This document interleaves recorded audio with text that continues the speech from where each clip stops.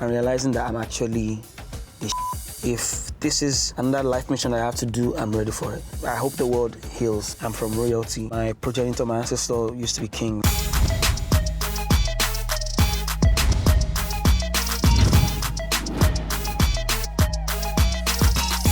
What's going on? I'm Miabelle. We're back with another episode of BET Talks, and today we're here to celebrate international superstar who's been blessing us with the sounds of Africa and his community efforts for a decade, all right? Here to celebrate his latest project, Fuji, the big fish, is in the building. Make some noise for Adekunle Gold. Yes!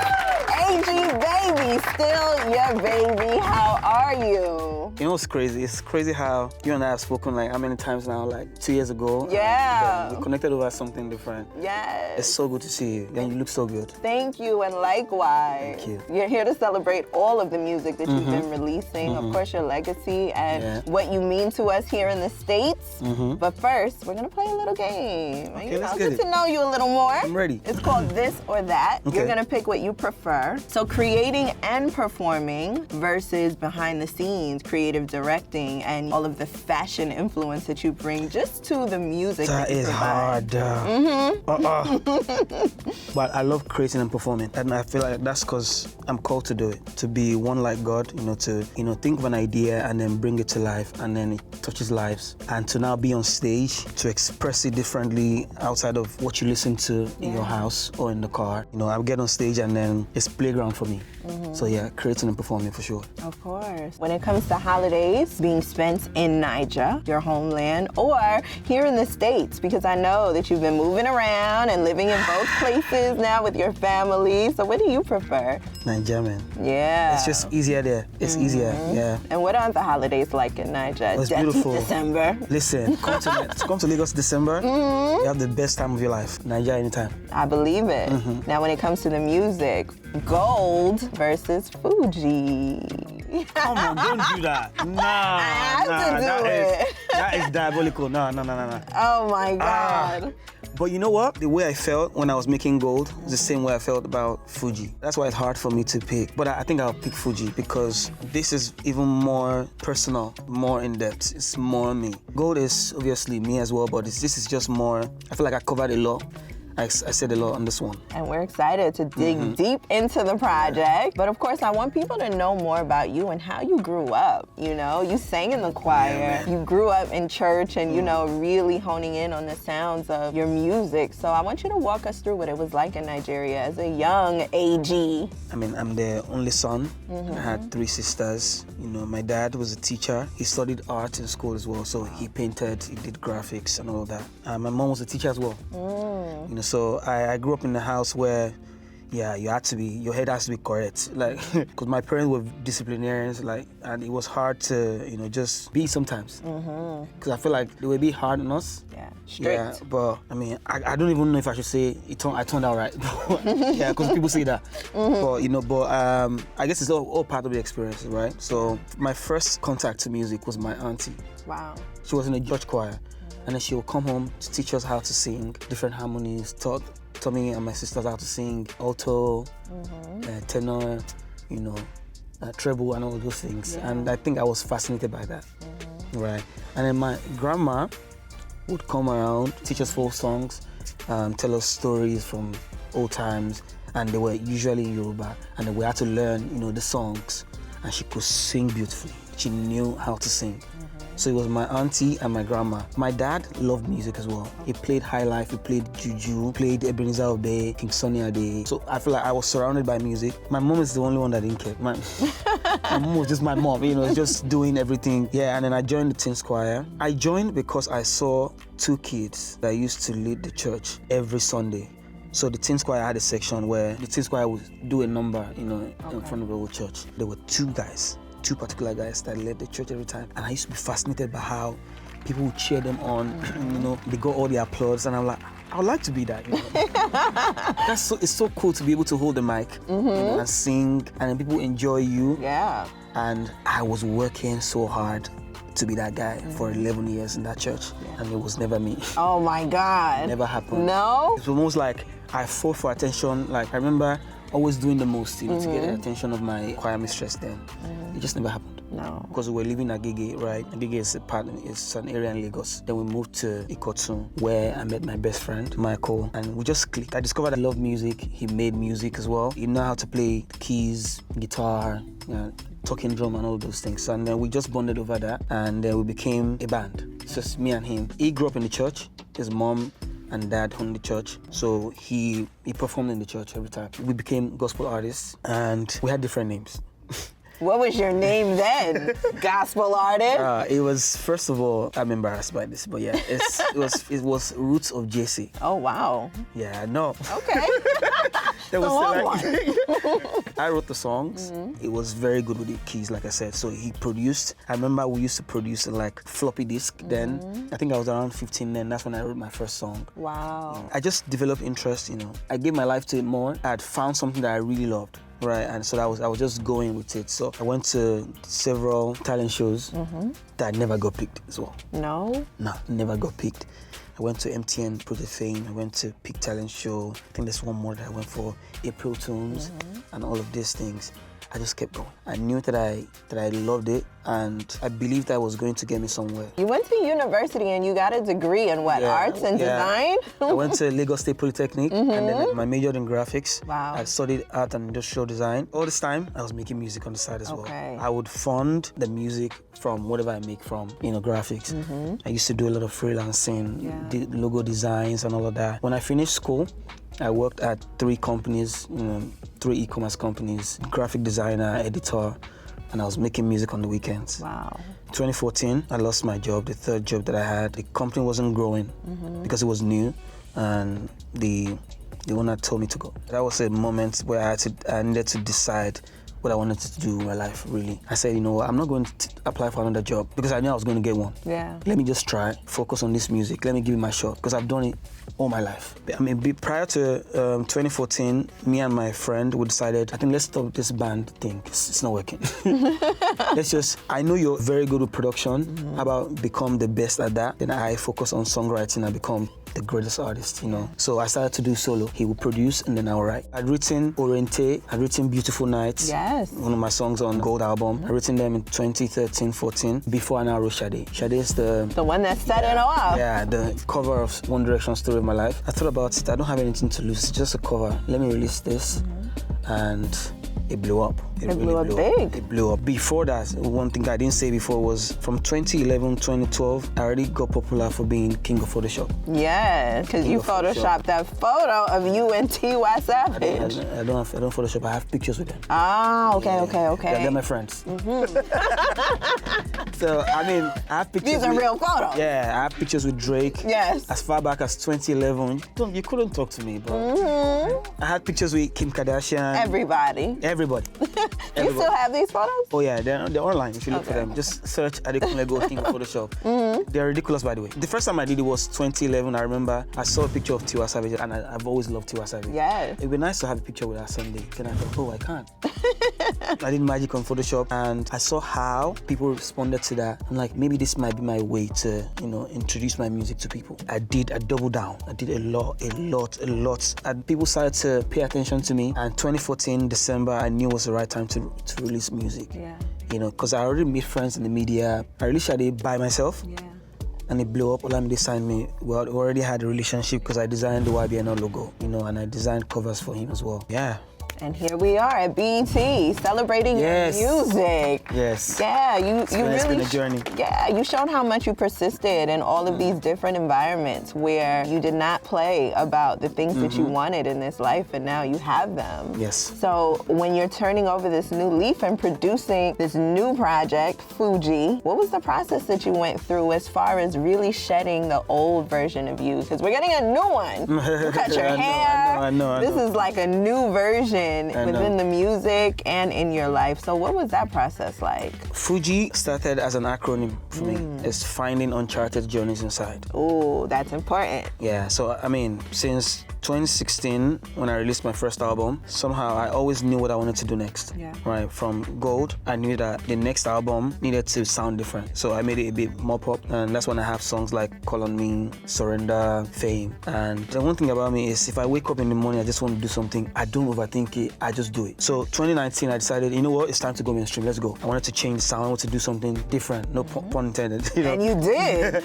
And I did. 2022, Catch Me If You Can, I did that. 2023, Tequila Ever After. All these albums have been experiences where I was in my life, you know, but Fuji, the oldest song I wrote on Fuji was Simile, and I wrote that since 2019. I've done a lot, you know, with the albums and everything. 10 years in the game, it's no joke. To still be outdoing myself, I thought I needed to embody that more. So Fuji started with that finding uncharted journeys inside. I wanted to do more things outside of music. Yeah. You know, I started to design.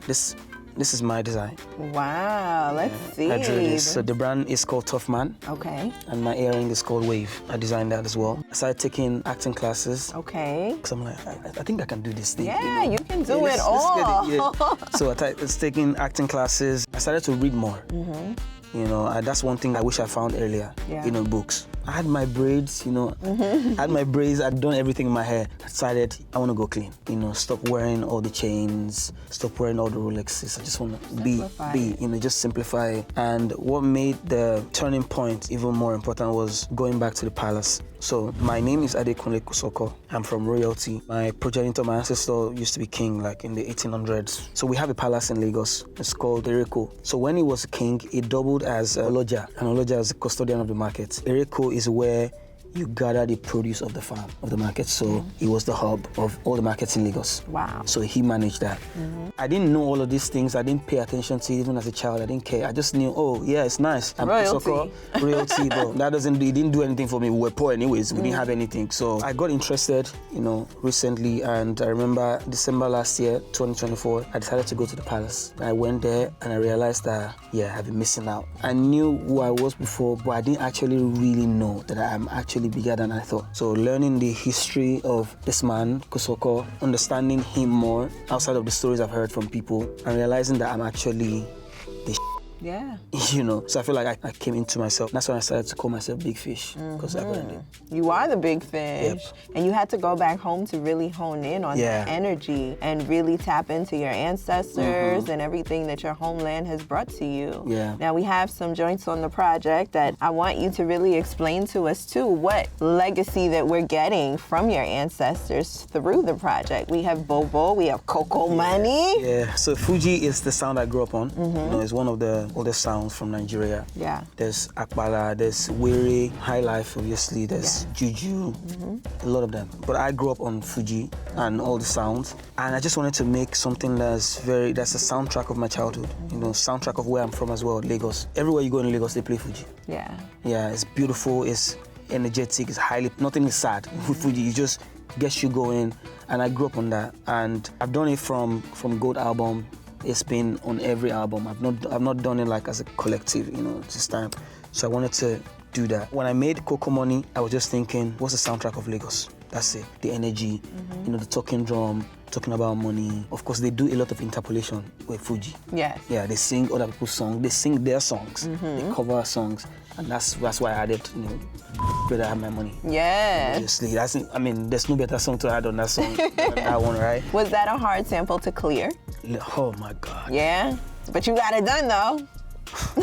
you know the people on the song. Yeah, it was hard, but I'm grateful. Thank you guys, you know, for doing that for me. Thank you, Rihanna. So yeah, that was a good one as well. Another song, Simile. Simile means lean on me or rest on me. Yeah, it's Yoruba. Love is in action. Yeah. I think that's a really important title. Yeah. You know, you're a father, you're a husband, and you know that love has to be shown in different ways. What are you learning in your life now about love for you to give us a record like that? If you listen to the song, I said, love is an action. Love is an, I have to sing it to remember the lyrics. Love is an action.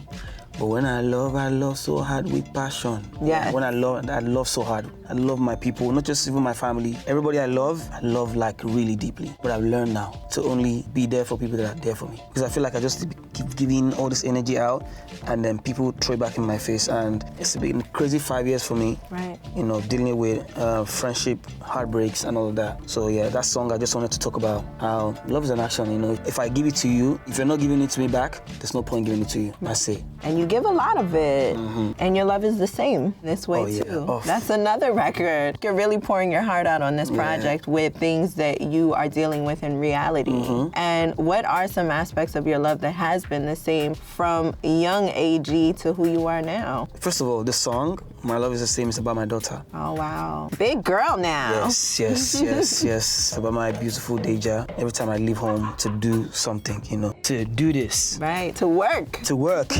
You know, it's always heartbreaking to, you know, watch her just go, so Daddy, when are you coming back again? And I say 2 weeks, she's like, wow. She just doesn't understand it. So we always have a conversation about how Daddy has to go and do this, you know. And I always do explaining before I go everywhere. When I'm away, I miss her a lot. And so I just wanted to write the song. I'm like, hey, what I'm doing is just trying to be a better man, take care of you, give you a better life than I had, and do better than my dad. He did well, but I had to do way more. Of course. You know, so I'm saying no matter where I go, if I have to be away for 1 month, just know that my love is the same. And that's why that song is very dear to my heart. Yeah, that's beautiful. And you end the project with Obimo. Yeah. What does that mean? And tell us what you're saying on the project. Translate for us. Obimo is it's an Igbo word. Okay. Igbo is one of the languages and, you know, culture. Yes. In Nigeria, the tribes as well. So Obimo means my heart. Yes. It's crazy how that song came, because I went for a medical checkup, you know, because I don't play about my life. I don't play about my health. So I went for a checkup, and the doctor said, you have to watch your sugar level. When he said it, a normal human being would listen to it as an advice, as a warning. I listened to it. Was lyric to me. Yeah. Then I started to write. He said, what you write? I said, oh, that's a line. So when I got in the studio, I knew that I wanted to start the song with that line. So I said, doctor said, make I watch in my sugar level.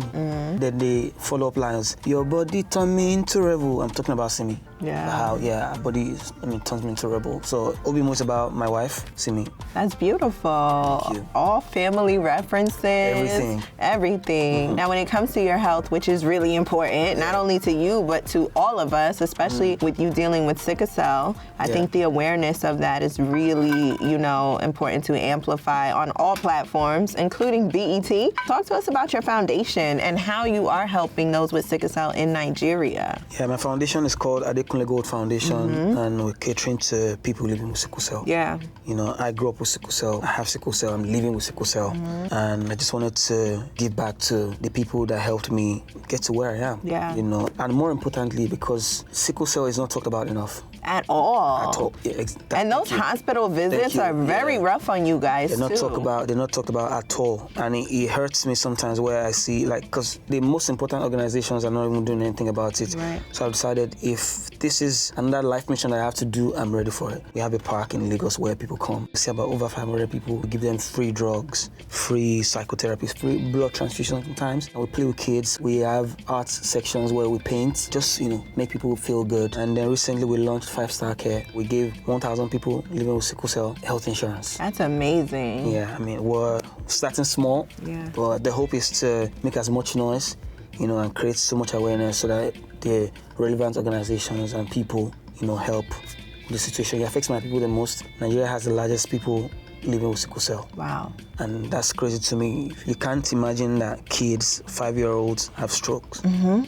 from sickle cell. And that really is something that breaks my heart to see. I've gone through it, I lived through it as well, so I know the pain. And it's important that you're giving back, and we thank you for that. When you look at what's happening here in the States, so different from Nigeria too, but all in the same ways too. All in the same way. You talk about people live with sickle cell here as well. You talk about healthcare, you talk about the politics, you talk about all of the serious things that are happening back home. When you see what's happening in America, just with immigration, with all of the policies that are changing, what are your thoughts in seeing how we're dealing with it? Honestly, I feel for everybody going through whatever we're going through as people. Right. Yeah, I see the immigration stuff. I'm like, it's sad. But honestly, we have bigger problems. Right. You know? So yeah, I hope the world heals. And the music that you're contributing to the world, I feel like is very necessary. Yeah. We have a lot of fun in the music, but you also talk about serious things to call attention to the love that we need to add into this world. My music is love, it's sincere. My hope is that I touch somebody's lives, and that's been happening for a decade, so I'm grateful. Of course, that's why we're here to celebrate. And before we end, too, I want you to talk about the Odyssey, the documentary, really honing in on Yoruba and all cultural things in Nigeria. Listen, I've been Yoruba all my life. Yes. I love being Yoruba. I love my culture. I love everything. And more importantly, I've been doing even like digging into how Yoruba people came. Right. You know, all of the history. I've been reading books. So when the opportunity came, to be a part of the Odyssey documentary, I'm like, hell yeah, I'm taking this. Of course. This is something I'm passionate about. I want more people to know about my culture. Know about Yoruba, because it's such a beautiful culture. Yeah. To sing in the tradition, you need to come. Of course. You need to understand. So yeah, I'm happy about that one as well. Yeah. Do you feel aligned? Because I feel like all of the things are really falling in line for you. I said it in parting and stuff. I know who I be. Everything is falling in place for me, and I'm grateful, that I've done the work and God is blessing me. More importantly, it's God. Just God has been good to me, and God has been good to you, and you have been good to us with the music. I try. Yes, thank you so much, Adekunle Gold. We are loving Fuji, and we can't wait to see what you do next. It's BET Talk. Let's get it. Let's get it.